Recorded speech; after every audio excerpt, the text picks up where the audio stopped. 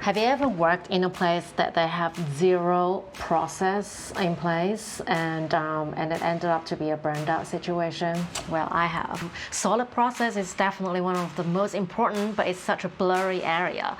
So many designers, when they're trying to get into the job, but they just did not know what to expect when it comes down to design process. Poorly managed process really leads to poorly designed product, and of course, like low team energy, and essentially designers often get burned out at the end of it. So today, I'm talking to two legends from across the world. Anna is Director of Experience and Product Design at Vocabulary, and Leonardo is Principal Product Designer from Financial Times in UK. Enjoy the chat!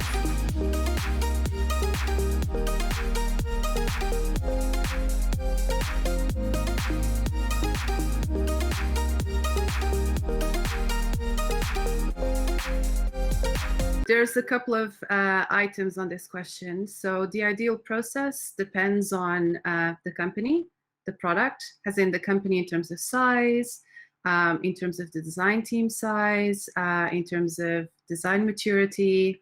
So there's a lot of different elements there.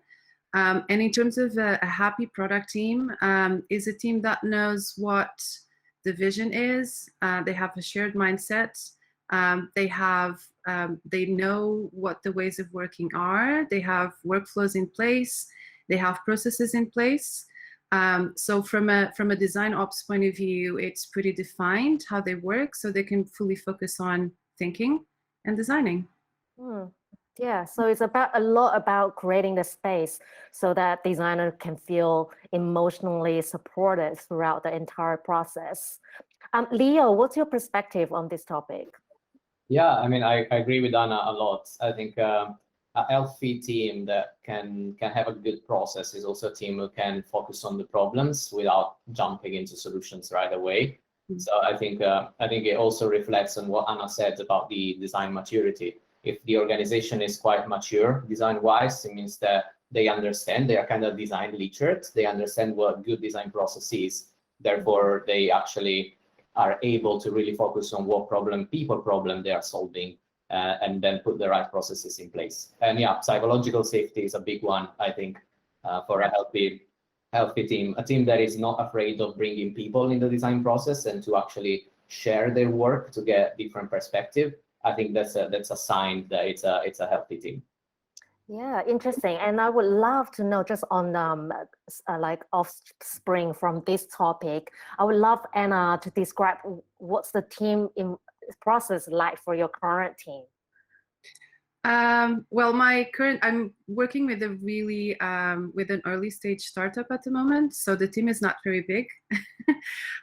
So at the moment, it pretty much is, it's an ongoing sort of iterative state in terms of identifying key features and just, roll them out and having a very close relationship with our users. Just to inform every iteration. But I'm going to sidetrack slightly, if I may, Jacqueline, just going back on the psychological safety within the teams, because these two words make sense, but it's not always obvious what they mean. And I think it's a big part of the design process that it's not talked about much. Psychological safety is all about people, designers having the space to learn. And having the space to learn is having the space to try new things and making mistakes. And making mistakes, it's not a bad thing. It's how you learn to do things. It's how you learn to do things better. It's how you learn to work with other designers and people in other teams. It's how you learn to collaborate. So I think sometimes there's a lot of pressure for designers to kind of give this image or perception that they know everything all the time and they have to have all the answers. It's not at all. I mean, that is the journey. Sorry, so I just wanted to add that note because I thought it was important too. Absolutely. And you know what, like, I feel like I have another point to add to your point. If anyone has worked within that double diamond process, what I felt is, like, after research, is that problem statement analyzing, synthesizing all the data. That particular process is long and lengthy and agony sometimes.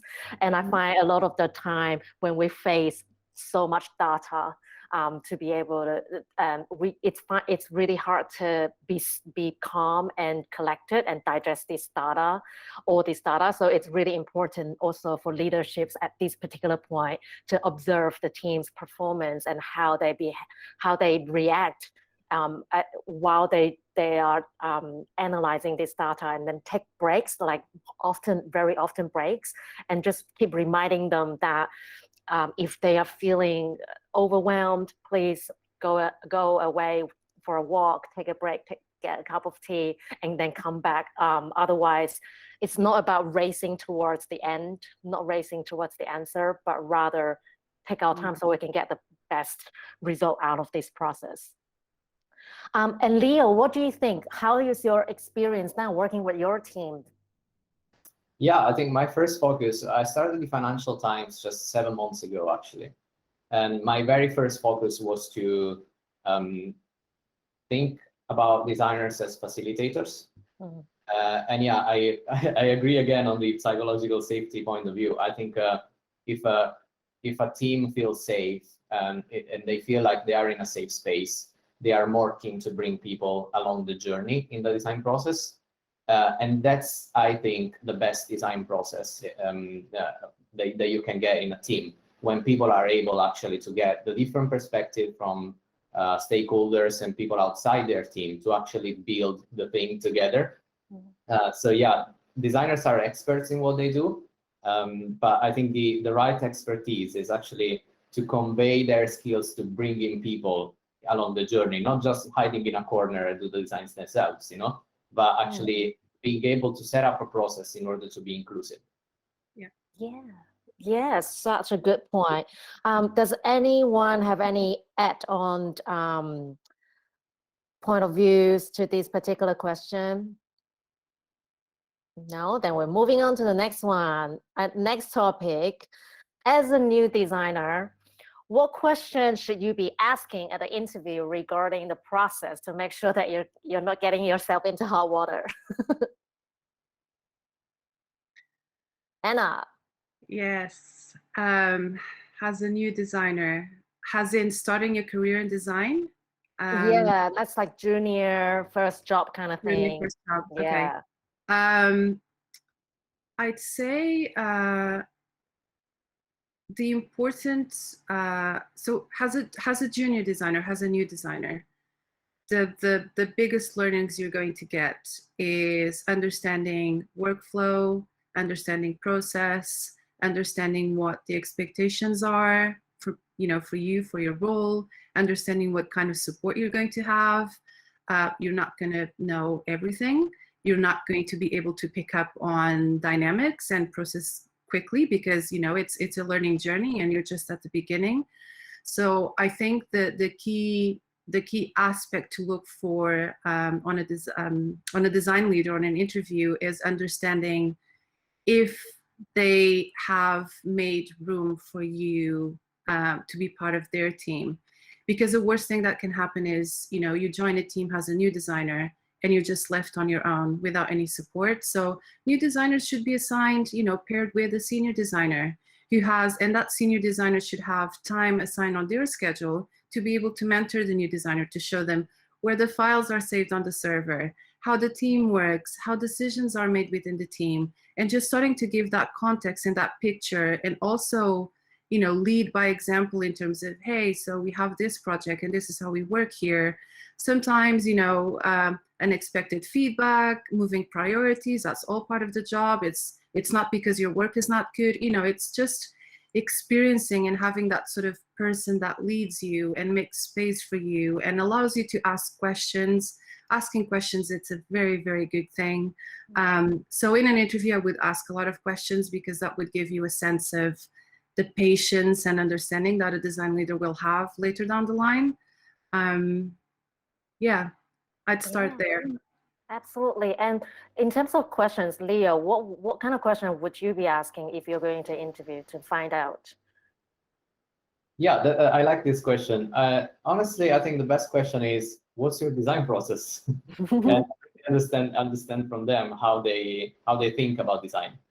What I focus on in terms of hearing answers is understanding how they are as people, because maybe you're joining a startup and maybe they don't even have a design team, right? Maybe you're going to be the first one.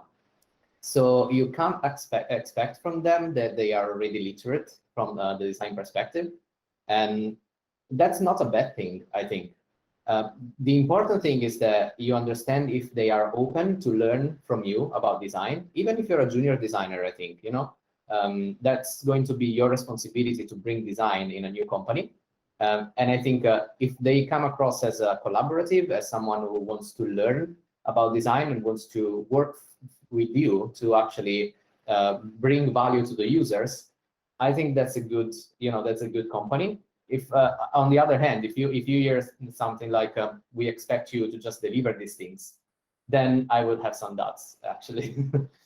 Yeah. So I think the important thing is the collaborative aspect and the space that you will get. As a junior designer as well, I think you're going to mess up, right? And that's okay. What you want to understand is actually that on the other side, there are people there know that you're going to mess up and they can provide support for you, and they don't see messing up and failing as something bad, but actually as a journey towards finding the good solutions to the problems.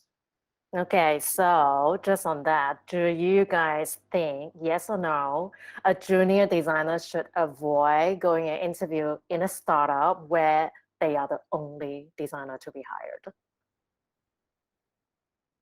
A new designer joining a startup has the first designer in the company. My instinct is to say no, and I'll explain why.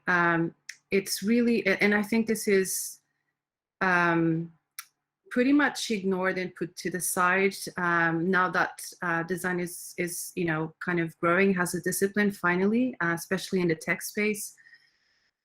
Being a junior designer, there is this sort of race to the job titles and wanting to have a fancy job title and say I'm the only designer at a startup.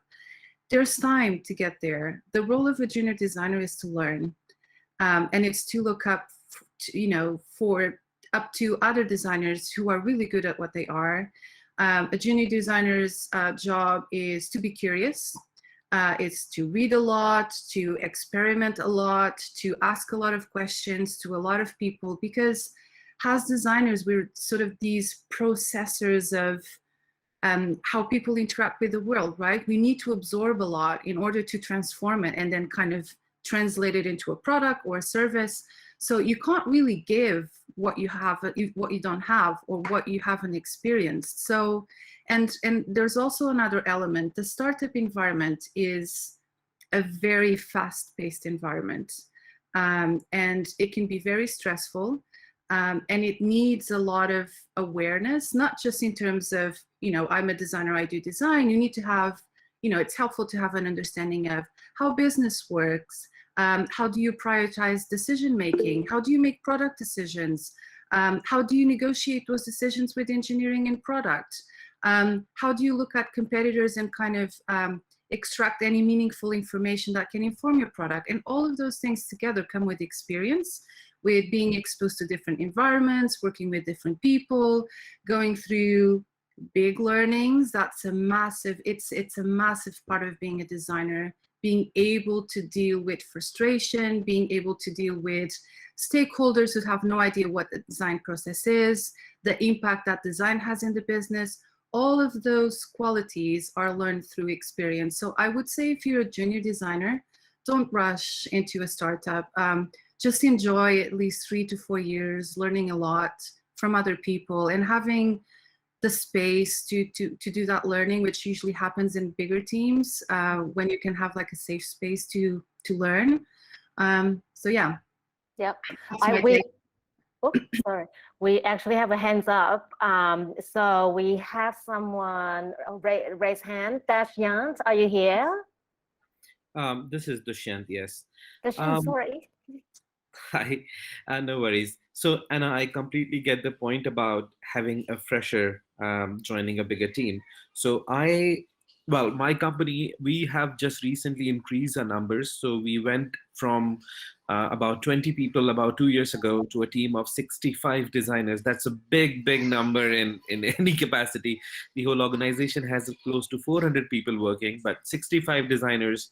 Mhm. And the idea of growth, that when we thought about hiring designers, we thought, why not hire junior designers or freshers and then train them so that we get to teach them the processes that we work and the clients and the way, so they are not coming into the team with preset ideologies about how the designs work. And Mhm. that actually worked quite well earlier on.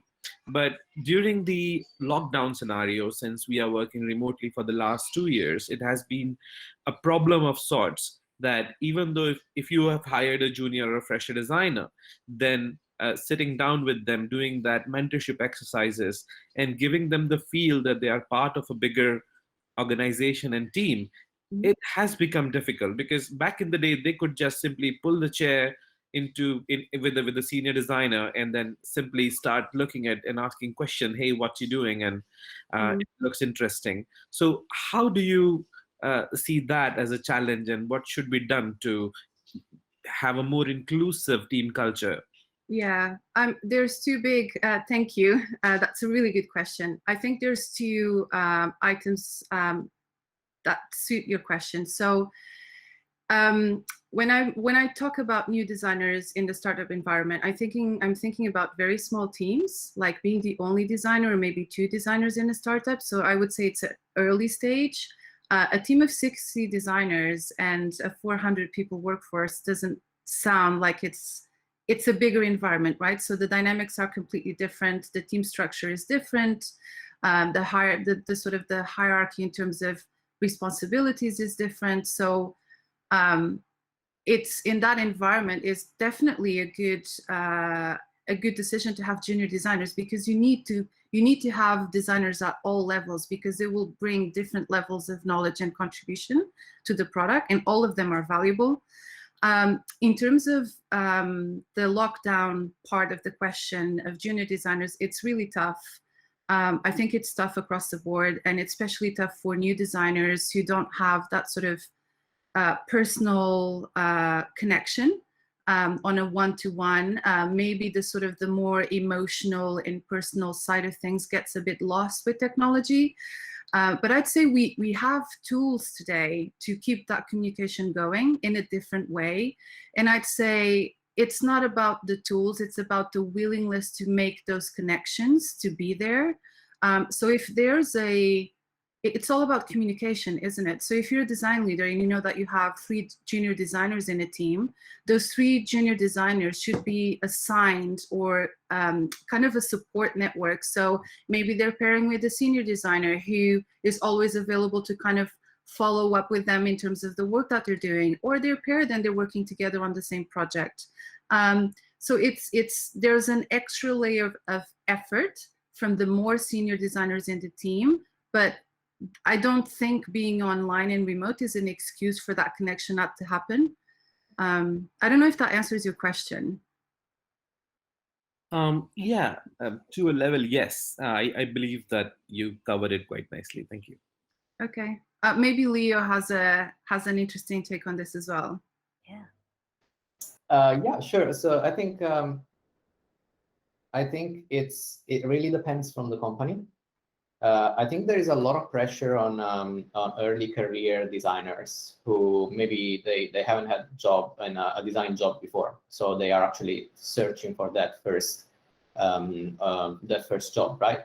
I think there is a lot of pressure on them trying to pick the right one for them. And I'm actually a little bit more on the other side in this. I think you gotta start from somewhere, right? And even if your first position isn't going to be an ideal position, you're still going to learn a lot, right? And then you can have something on your portfolio, and you can have something in your background to actually pick something more that suits you better. So I think I think there's a lot of pressure, and we need to say that please don't have that pressure. Even if your position is not the ideal one, it's a start, and you are going to learn anyway, even if the team is not the ideal one. That said, yeah, it really depends from the company. I think you can thrive in a startup even if you're the first designer and you're a junior designer, if the people in the startup actually understand what design is. It could be the founder can be an ex-designer or can be someone who understands the design process and can actually provide you the tools and provide you the space to learn a lot. And then let's not forget, as designers, I think we have an amazing community. ADPlist is an amazing community. And I think even if you don't have mentors within your organization, you can reach out to the community and people will be able to help. So yeah, I don't think there is a specific scale of organization that you should join as a junior designer. I think you should really get that first job, and then based on your experience, you can then pick what's more suitable for you. You will be more appealing to different companies. Yeah, I love these two perspectives. You know what? Sometimes I kept thinking to myself, because I work with startups a lot, and I keep telling them startups just can't afford to hire a junior, because imagine the length of time for startup is all about timing. Time is money, right? So, and also that's again like resonate with Anna's point. It's really so much pressure on the junior designer to join a startup because the expectation of designer is they're not familiar with that. So yeah, so it takes guts, it takes that stamina, that takes that strength, and then sometimes, and it's also right to Leo's point, you got to go through that rough patch, become a tough person. Yeah, and any way you chose to go, it is an experience, and you're always gonna take something out from it. So awesome, thank you guys. So next question. Right. Oh, I like this one. What's the worst process you've experienced before, and how did you solve that problem with the team? Anna. I can start. The worst process is lack of process. That's the worst. I'd say. If there isn't, I mean, in product development, being able to estimate time, estimate kind of, having check-in points, having deadlines, development, because design doesn't exist on its own. It exists integrated. We can only build products. It's not just design. There's engineering, there's product, there's research, there's strategy, it's a business, right? It's a product. So, you need to have a process in place if you want people to work together effectively. Because otherwise, if you don't have a process in place, the time will be spent in miscommunication between people, between teams, people not knowing what they're doing, when they should be doing, what they should be doing, what for. So I definitely say a lack of process is a massive red flag. And it should be, if someone is joining a team, has a design leader, and there isn't a process in place, I'd say that's the first thing you need to tackle. And just, define ways of working, define what the workflow within the team is, define what the process is within the team and with other teams, and just have an understanding of the overall product development process within the company. And that doesn't mean making decisions on your own. It means starting with asking a lot of questions to everyone in terms of, do you know what you're supposed to be doing? What sort of blockers do you have on your day-to-day? What sort of support do you need that you don't have at the moment? And just have really honest conversations, because at the end of the day, that sort of alignment benefits everyone and makes everyone's lives easier. And then everyone can focus on the good side of the job and being effective and actually putting real value, injecting real value into the product. Yeah. Awesome. And Leo, what do you think? What's the worst? Well, I'm interested to know your experience if you have been through some rough patch. Nice question. Before I answer, I think Tevin has had a hand before. Shall we do question now or later? Oh, yes. Do we have a question? Where? Oh yeah. Oh my God, I'm missing all these things. It's fine. It's fine. I had a question before because of the previous question. but it was kind of like the step before even getting into the interview. I've noticed there's kind of a trend of companies asking for entry-level designers, but actually asking for 2-3 years of experience. How do you navigate that as a junior designer? Do you just react to them and just show your work, or is it just finding another place? Because I've noticed that a lot of companies have been asking a lot from juniors and expecting a lot from juniors, but not giving back. They're just hiring somebody and expecting them to just know everything already. It's a nice question. Shall I pick this one? Yeah, I definitely want to answer it. Personally, Yeah, it always makes me laugh. You know, entry-level job, but 3 years experience. What does it even mean? Anyway, I think it's hard. You know, getting that first job is probably the hardest thing in your career. After that, you will have demonstrated impact that you can show companies. So that's hard. And I think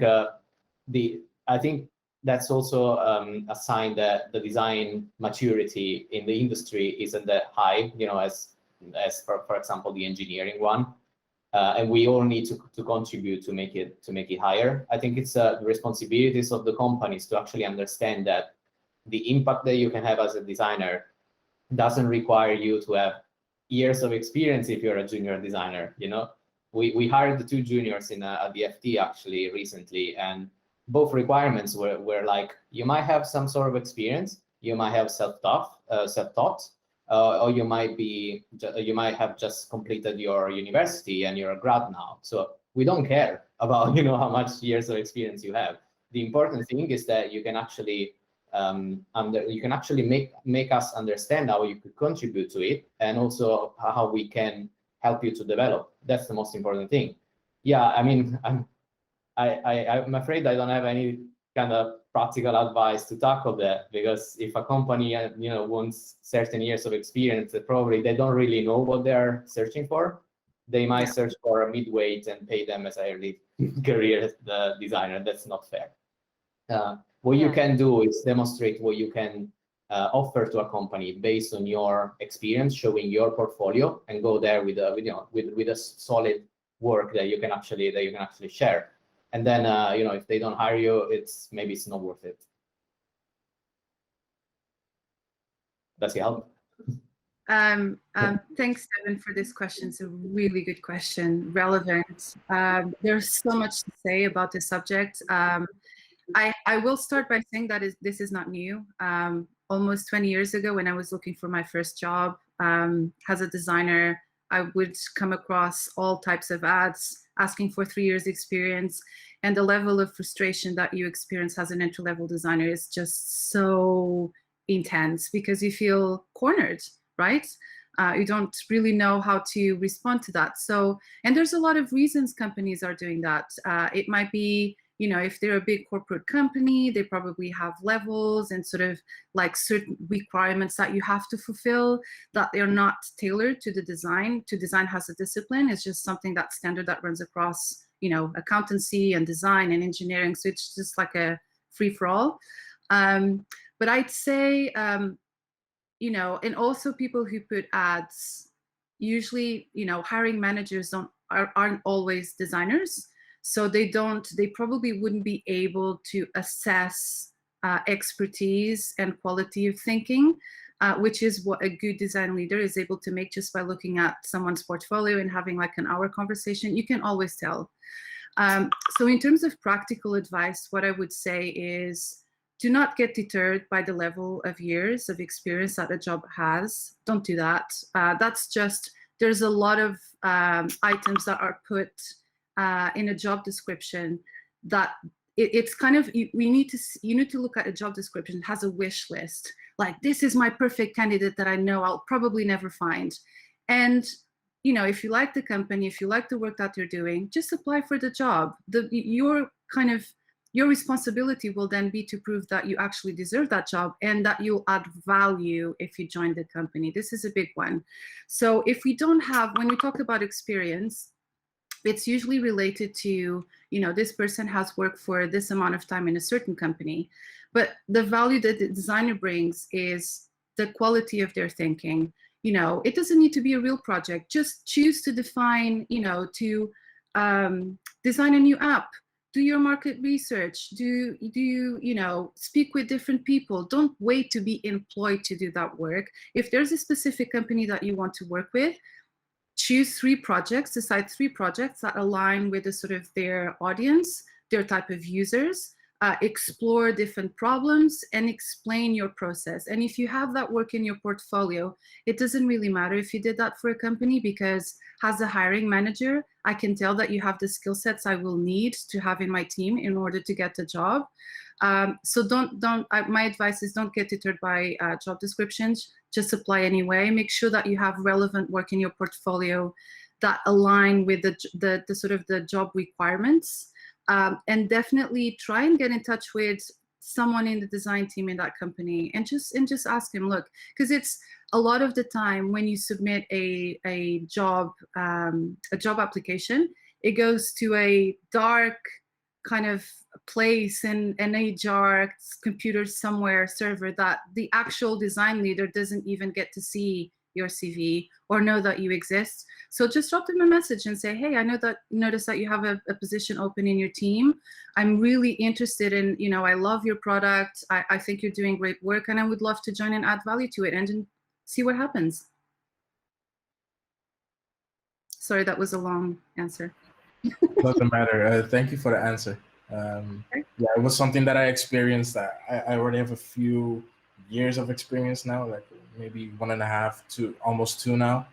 So it was more for the other people that are really starting out, fresh out of school, you know, have a lot of passion, a lot of motivation to do great things. But then companies kind of halt that by saying, like, you need 3 years, but they tick off all the other boxes. So it was just, I just wanted to know that for them. So thank you. Great question. Guess what, guys? The future belongs to those who go out and get it. So if they believe they've got what it takes to win hearts, they will always apply, even if like that 3 years doesn't even mean nothing. Okay, I've got this next one, which is about like maybe it's not like quite a junior question, but once you're in a team, often we would experience some sort of standard team sessions, such as stand-ups, design reviews, design critiques, user feedback sessions, research insights. The list goes on. And I'm just curious, with Anna and Leo's experience, how effective do you think these typical milestone process play out to achieve the better result in your team? Anna. I think all of them are useful. I think they fulfill different purposes. Within a product environment, stand-ups are just, as you said, Jacqueline, they're quite standard. I think it's a good way of letting the team know what you're doing and also learn what they're doing. I think transparency is absolute key in product development and in design teams. It makes all the difference for the quality of, you know, everyone's contribution. And it's just a quick way of saying, hey guys, this is what I'm working on. It allows other people not just to know, but also know what's incoming. Just mention if something is already on their radar that you haven't realized. So that's great. Design reviews are good to bring everyone together in terms of your thinking, and sort of get the injection of everyone else's expertise and kind of shape the product together. So completely up for that one. That one is really good. Design crits, they usually have a bad reputation, and I think this comes from leadership. I think that's a responsibility of design leaders to kind of set the right values in place and approach. So a lot of designers experience design crits has a session to criticize what you've been doing, and I think that's not the right way to go about it. Design crits are about bringing onto a table what you've done and kind of share your thinking. And then not having people looking at you saying, oh, you did this wrong, why didn't you do it this way? It's not looking at the other person, it's looking at the work that's on the table that everyone is going to shape. And that's how learnings happen. And that's how, you know, sometimes no one knows everything. So that's a reality. That's not an assumption. And sometimes you get so involved with what you're doing and your head is so much in the product that it's normal to kind of lose that side of like standing back. And if you have other people in the team who are not that involved and they just come in and see it and kind of notice, oh, have you thought about this? That already is a massive step forward in terms of, yeah, oh my God, it was just right in front of me and I couldn't see it. So I think it's really important to foster this kind of habit of, we are shaping this together. No one does something wrong. They're just, this is where we got to and we're talking about it. In terms of user feedback sessions, they should happen as much as possible. The user is key. We work for a company, but really the users are the boss, because if someone doesn't use a product or service, the company won't survive. So it's really important to understand what people are thinking. There's only so much that we can be aware of through research and not talking to people. I think what user feedback brings in is the human side of things and the emotional and psychological side of things that doesn't always translate in, a survey or something else. And usually when you ask people to talk and explain how they feel and sort of how they're thinking in their own words, there's a lot of valuable information there that they would never be able to translate into a written answer, for example, or in a survey. And yeah, that's it. Oh, 100%. And Leo, please share your insights. Do you think these are valuable? Do you think these are absolutely non-avoidable activities? Yeah, very good points, Anna. I think I'm gonna link this question with the previous one that I dodged actually about the what's the worst design process. And I think in my experience, the worst design process was when designers in the design team were siloed into their different cross-functional teams. So what was happening there was that the business or stakeholders were coming to the designers with a solution already and say, we need to do these things. Can you go there and design it? That's a symptom of, I think, one main thing, which is the organization doesn't really understand what a good design process is, and they don't have the literacy that we were talking about before. And I think it's actually designers' responsibility to bring awareness of the design process in the industry, in the organization. So I think as designers, we need to be advocates, right? And we need to show them how a good design process is. And what was happening there actually was that designers weren't even doing a great job at doing that, because instead of showing them how it is, they just had to fight back all the time, and say, oh, this is not how design is, so this is what you should do, and you don't understand. That's not collaborative. I think a good way to collaborate is actually making them understand, like accept their suggestions and say, thank you for, they want at the end of the day, they have the same goals that you have. They want to provide value for the users, and that's their way. And they think it's a good way to collaborate, to add that value. So what you can do is actually to accept their suggestion, but at the same time, sit with them, understand the problem that we are trying to solve, and show them how you can go to address that problem, working on alternatives and showing the value of design, proactively. So yeah, all these standard sessions, stand-ups, design review, design creeds, they're all part of building that design knowledge. I think as a design leader, maybe the mistake that you could do is actually to get in a new team and say, we're going to do this, and that. And I would say actually slow down and have a chat with your team, understand what they have in place, what they tried in the past that didn't work, and what kind of ceremonies and sessions make sense to add in the team. Sure, I mean, design creeds is a good one, because we need to share, we need to give each other feedback. And I agree with Anna, sometimes it has some dark connotations, and people believe that design creed is designer's creed, and it's actually not that. Like, it's, as a design leader, you have to make the organization understand that in the creed we are looking at the work, and all the people that giving feedback, they are there to help that person to actually design something that makes sense for the people, for the users. And always, like, also, if I'm the one who gives feedback, I always assume positive intent from the designer. You know, they probably explored all the things that you're suggesting. So when you give feedback, try to understand how to phrase it in a way to really like offer help and learn from what they did and understand the context more. So yeah. Oh, I love it. So much good stuff. And we have a question from the one and only Felix Lee. Felix, are you around? And if you are, unmute yourself.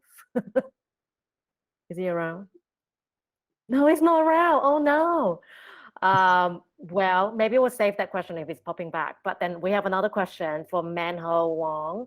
What would you do if a senior designer in your team or stakeholder proposed dark pattern design? How do you push back? Leo, do you want to start this one? Very good question. I would sit with them and understand what they are trying to achieve with that. Why? You know, I think it's very common when you look at the data and you make those data-driven decisions without considering the people problem. That is usually what leads you to dark patterns. I'll give you an example. We want to increase the conversion of the sign-up flow. We just want people to sign up and pay, you know? And that's, you know, if you only consider the data aspect of it, it can actually lead you to put together some dark patterns, you know? Pay directly, don't even know what you're buying, and just, you know, put a big button there. Everyone clicks on it. They didn't know what they were doing, and a lot of people will probably convert. So maybe sit with them and say what it is that you're trying to achieve. What is the, you know, the business goal, and what kind of people problem we want to tackle.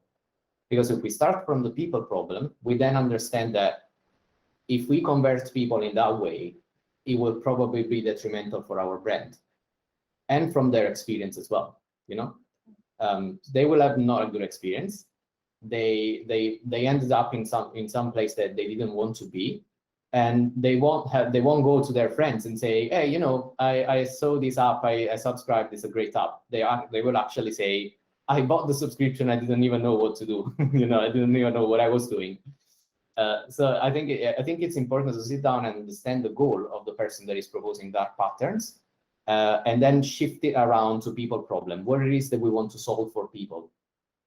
Is it, I want to easily get access to my content when I see the value in the product? That's a different lens to think about the sign-up flow, for example. Yeah, and Anna, what's your perspective on this one? It's a good question. I kind of feel like the dark pattern design thing is coming across like overall outside the industry has a cool thing to have in your portfolio. Sorry, I just needed to make that comment. I think Leo's point is the question is why are you putting, you know, designing a dark pattern forward? What is the ask? What is the request? What is informing this product feature? And sort of have a good understanding in terms of what is it related to? Is it related to the audience that uses your product? Is it related to accessibility? Is it related to, you know,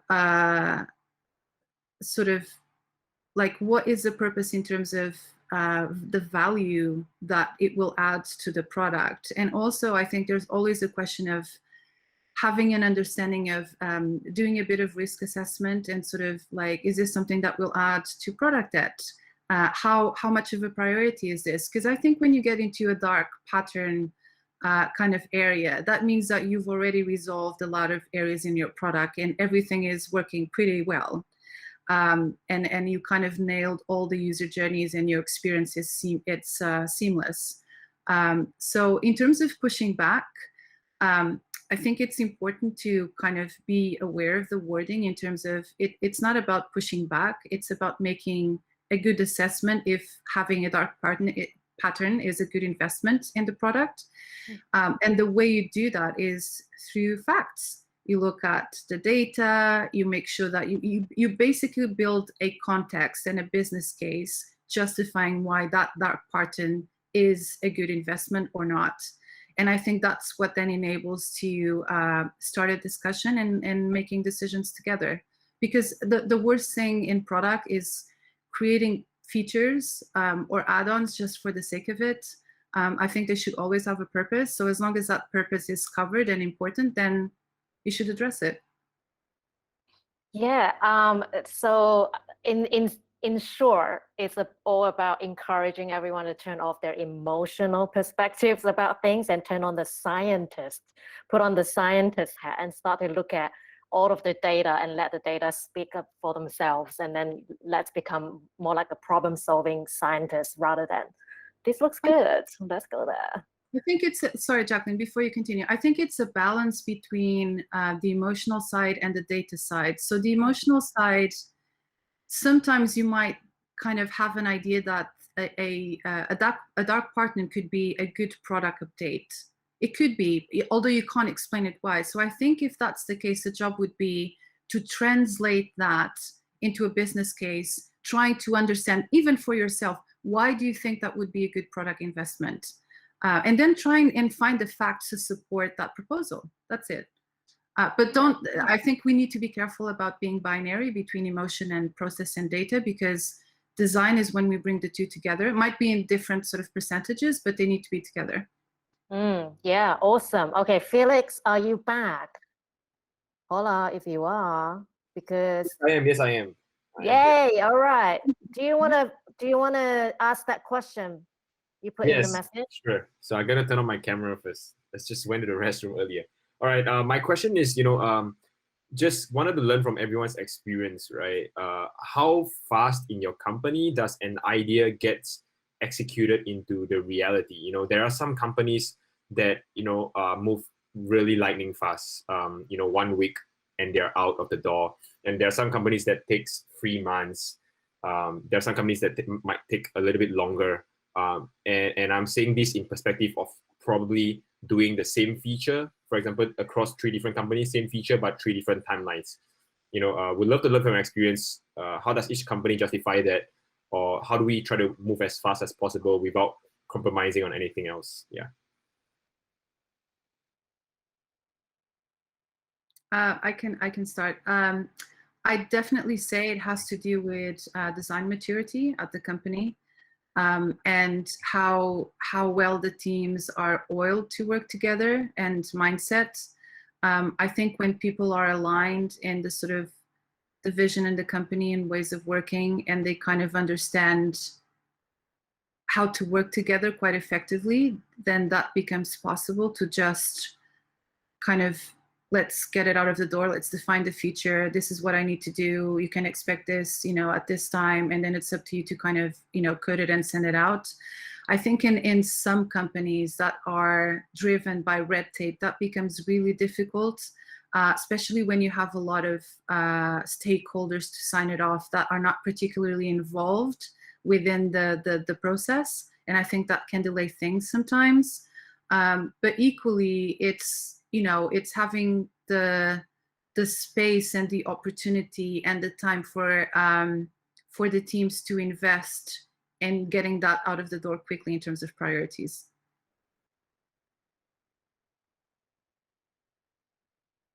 Yeah, Leo. I can add to that. Yeah, I agree with Anna. And I worked in a very fast-paced startups where the release pace was weekly. And it was quite stressful, but also exciting, because you see features coming out, every week, and then it actually allows you to learn a lot, because you can do research, you can do diary studies, you can see the data, and everything is really good. And then, for example, at the FT, we are slower, but we have a discovery process which is quite solid, that allows us to do a lot of different experiments, and those are quite frequent. So a lot of features, they don't get to the 100% audience, because that would be too risky for a company like the FT. But they get to different cohorts to understand how they work. And I think it's actually vital for a business, especially like a business with like the FT, to keep experimenting, or like any large scale business really, to keep experimenting, to avoid, disruptors to cannibalize their audience, which is not a bad thing sometimes. Sometimes I can go against them. But I sounded a bit. But I think you made a really interesting point, Felix, in the chat. You said understanding jobs to be done is really helpful and necessary, and I completely agree. So when you actually want to deliver something new, you have to understand what is the jobs, the jobs to be done with behind that, and what's the best approach and what's the best way to prioritize that, and what's the right release pace, and what kind of how do we want to experiment this in order to learn. Yeah, I just saw Chris's comment, Chris Gordon, and it's quite a vague question, so it really depends on the company. Yeah, it's a good point. Yeah, I completely agree. Yeah, but that kind of reminds me of what Felix and James did with ADP list, because this thing turned over was like a weekend thing, and then boom, it's a phenomenon now, right? So I would love. We were still talking about this, Felix. I have not forgotten.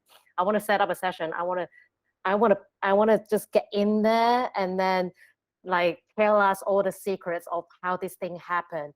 How are you handling the process? Because Anna was saying the speed of launching the feature really depending on how together the team is, how they work together. But you guys were pulling teams from all over the world. No one worked together before, but like something just magically happens. And you guys are launching, like you guys are releasing features all the time. I'm just like, I don't get it. Like I need you to make a Netflix documentary or some sort. Anyway, we've got 2 minutes left. Does anyone have anything else to say to these beautiful people? No? Awesome session. It was really cool listening and hearing all your answers to it. I really learned heaps. Thank you. Yeah, I love it. Thank you so much, Anna, and thank you so much, Leo. Thank you, Felix, for jumping in as well. I'll set up another session with you on that topic. And thank you so much for everyone who joined today.